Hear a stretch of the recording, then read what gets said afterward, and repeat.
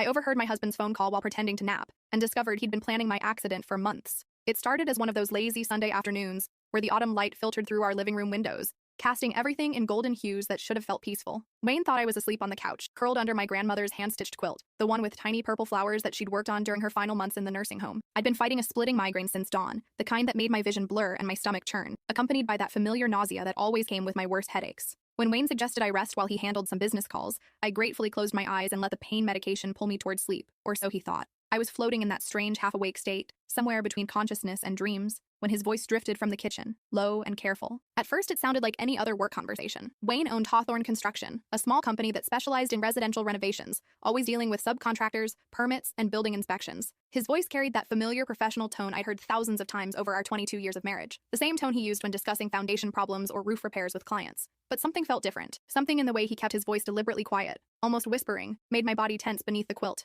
The brake lines are the cleanest option, he was saying, his words measured and deliberate. Make it look like natural wear and tear. Nothing suspicious that would trigger an investigation. My blood turned to ice water in my veins. Every muscle in my body screamed to sit up, to demand answers, to confront him right then and there. Instead, I forced my breathing to remain deep and steady, fighting every survival instinct that told me to run as far and as fast as I could. She takes that mountain road to her sister's house every Wednesday morning, Wayne continued, his voice so calm and matter-of-fact it made my skin crawl. Same time, same route. Been doing it religiously for 3 years now, ever since her mother passed away. Never deviates from the schedule. Never takes alternate routes. I wanted to vomit. That winding mountain road to visit my sister Vera. Highway 47 with its hairpin turns and steep drop-offs into the valley below. The route I'd driven every single Wednesday since Mom's funeral, because Vera and I had promised each other over Mom's casket that we'd never let grief pull us apart the way it had destroyed our cousins' relationships after their parents died. I'd always been extra careful on that road, knowing how dangerous it could be in bad weather, how many accidents had happened on those curves over the years. The insurance policy pays double for accidental death, Wayne's voice continued, and I could hear him moving around the kitchen, probably pacing between the island and the sink the way he always did when he was working through complex problems. $200,000 versus the standard life insurance, which only covers natural causes